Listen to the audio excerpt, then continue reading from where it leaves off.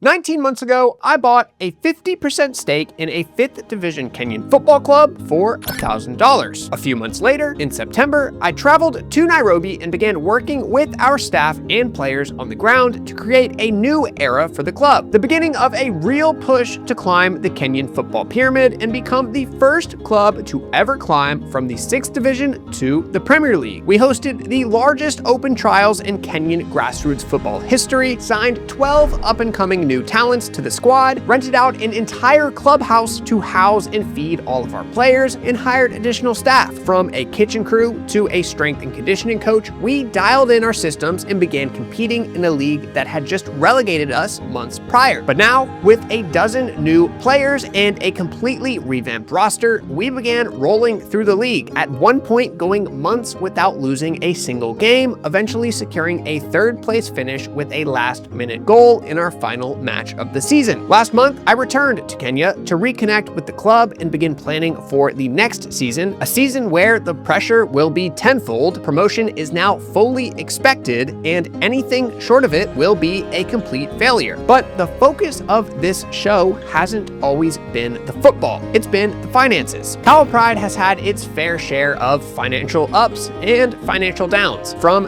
dead broke last fall to becoming the richest club in Kenya to dead broke again. We've received thousands of comments praising and criticizing the financial decisions around the club. But through all of those ups and downs, one thing never changed. Our books remain open. Every dollar in and every dollar out of the club is tracked down to the shilling because it's your support that keeps our club alive. You donate your time and money to watch this show, and we owe it to the viewers to share where that energy and funding is going. And in this episode, I'm covering it all. A jump in YouTube revenue that we haven't seen in months, our largest investment ever into inventory, and an increase in Discord subs for the first time since February, and much, much more. You're now watching Road to the Kenyan Premier League.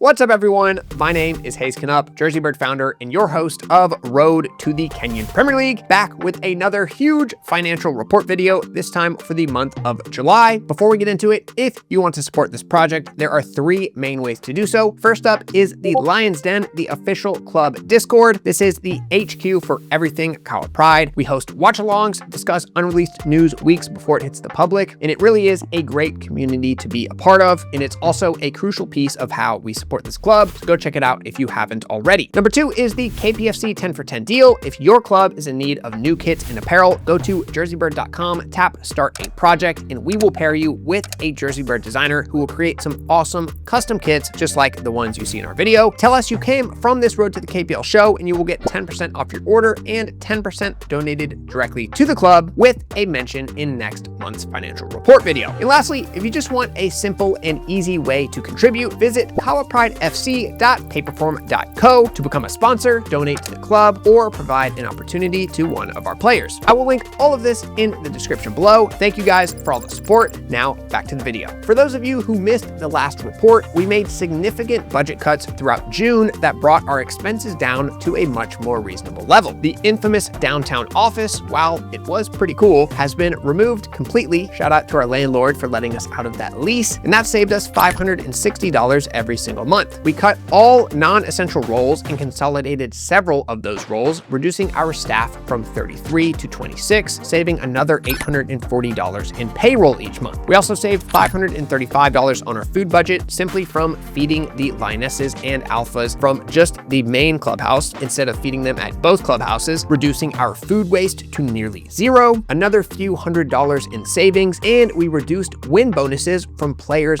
and the technical bench to just the players, another $120 or so in savings every month. In total, we cut $2,949 from our overhead budget. Check the last report for full details, but we did do our best to trim all of the fat from our overhead. So here's where we're at now. Salaries still sitting at $4,313. Men's clubhouse rent, $546. Women's clubhouse rent, $273. Committee prison training ground rental, $39. Internet, $23. Garbage collection subscription $2, drinking water and utility water combining for $93.60, and our entertainment subscriptions are $35.30. Now, here's where things get a little bit scary. JerseyBird had a bit more cash last month, so I decided to invest more heavily into inventory. I spent $2,396 on 85 home jerseys and 70 away jerseys, and $3,546 on 170 more KPFC apparel tees, which actually sold out in less than a day in July, but I had only stocked 24 as a bit of a test run, so we'll see how quickly we can sell through these 170. JerseyBird has been very short on cash this entire year, which made inventory very hard to finance at times, but at the same time, keeping things in stock is crucial if we actually want to make money, so I'm glad we have a lot of stock heading into the offseason. So that's $5,942 just on inventory spend alone, and the major variable expenses didn't just stop there. As some of you may know, Kahawa Pride's 4th anniversary just passed a couple of weeks ago. 4 years since KSSA rebranded to Kahawa Pride Football Club, and we went big for the celebration. We rented out Nyayo National Stadium, a $480 expense for the 30,000 capacity facility, and we invited our satellite club, Kahawa Pride, all the way down from Kakama, a 24-hour plus bus ride journey to play Kahawa Pride in a friendly. If you watched the stream, the game was an instant classic, but it did come with a heavy list of expenses. First, round-trip bus transport for the entire squad was $1,030. We spent $156 on paperwork just for them to be allowed to leave the camp. Accommodations for their 3 nights in Nairobi was $281. A phone for their media team was $273. Their living expenses during their time in Nairobi were $257, and their food bill for the entire trip was $234. We also spent $301 on refs, buses, and water, and match day expenses for that friendly, along with another $156 for the stream. So in total, we spent $2,688 to make that entire event happen. Not an essential expense by any means, but in my opinion, the content from that event will end up paying for itself. We'll likely sign 2 to 3 players just off that one game performance alone, and honestly, I just enjoy doing cool things, and this was a really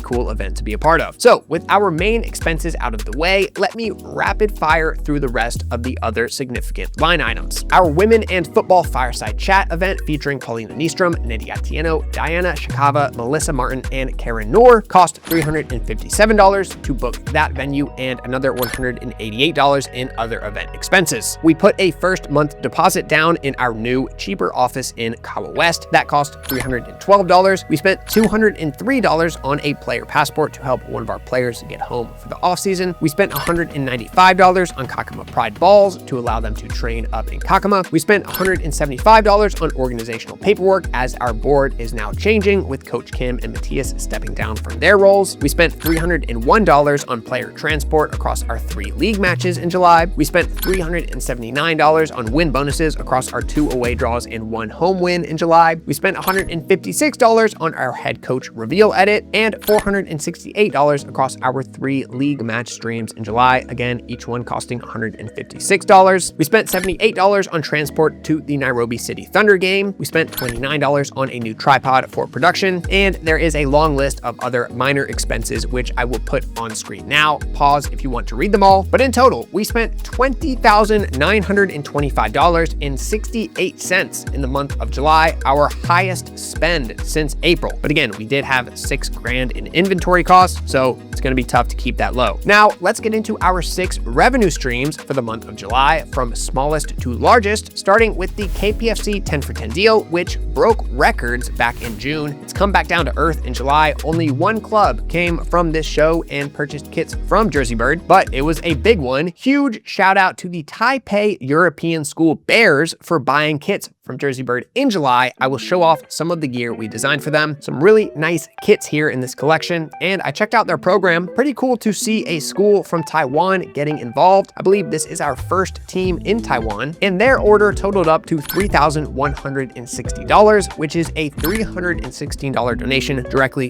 to the club, a 72.8% decrease month over month in KPFC 10 for 10 revenue, but that is expected after June was just totally record-breaking. Coming in at number 5, we have donations with $393.82 worth of donations coming through KahawaPrideFC.paperform.co in July. Big shout out to everybody who donated. We truly appreciate it. I will put a few of your messages on screen now. Thank you guys for watching the channel and donating your hard-earned money to our club. At number 4, we have TikTok. I made 7 TikTok videos covering the club in July, generating a total of $906.97, a 53.1% decrease from June. Again, I was on a bit of a crazy run in June, just like the KPFC 10 for 10 deal. Bit of anomalies 2 months ago. I'm still trying to put out as much short form content as I can because it really does give this club a boost. So thank you all for watching those short form videos when they pop up on your feed. Getting into our top 3, we have the Lions Den coming in with $1,538.33 paid out to the club after Stripe fees. We actually saw our first increase in members since February, a net increase of 1 member. Revamping the Discord is a top priority of mine throughout the off season, so we will continue to get those numbers up. And thank you to everyone who's already subscribed. The link is always in the description if you want to join. Coming in at number 2, we have jersey and merch sales. As I mentioned, we had a new merch item drop in July. The KPFC apparel tees dropped. They sold out in a day, but I did restock all of them this morning. More red shirts, more green shirts, and a brand new colorway is in stock. We have discount codes available in the Discord as well, so go check them out after the video if you haven't seen these shirts yet. Like I said, in July, I only stocked 24, so they only generated $1,188 in revenue, but we also sold 51 home jerseys, 1 away jersey, 4 training jerseys, 22 goalkeeper jerseys, 3 preseason cup tees, and 6 hoodies, totaling up to $4,854.91 in sales, an 18.4% month-over-month increase. And lastly, one of the greatest financial moments of the entire season, YouTube hit its highest revenue since February, generating a total of $5,756.37 in revenue. These are our top 5 earning videos from the month. Here is a breakdown by revenue source, watch page ads dominating as usual, and here is the breakdown by content type, videos still dominating streams as usual too. Good to see another strong YouTube month. I know this might be difficult to sustain during the off season, but we will do our best to keep producing the best content possible on a weekly basis. So with a total revenue of $13,766.40 in July, a 1.7 increase from June, was Kahawa Pride profitable for the first time since January? No, we were not. With total expenses reaching $20,925.68, we lost $7,159.28 in July, bringing our season total losses to $11,241.72, our deepest deficit yet. But luckily, the off-season does mean a big reduction in expenses, so we will get a bit of a break financially, but we're expecting preseason to start in about 2 months, so the clubhouse and full staff won't be off for too long. So there you have it, an $11,000 loss on the season. It's been a crazy 10 months. It is good to finally get a bit of rest, but we are by no means taking our foot off the gas. Season 3 content will reach another level, I can promise you that, and we will stop at nothing to get promoted next season. On top of that, the season 2 finale will finally come out next week. Shout out to our editor Robin, who has been working around the clock to get this content out to you guys. It really will be a great video. If you like the show, drop a like, drop a sub, comment where in the world you are tuning in from. As always, you can catch new episodes of Road to the Kenyan Premier League every Wednesday and Friday at 1 p.m. Eastern Time. Thank you all for the incredible amount of support this season, and I'll see you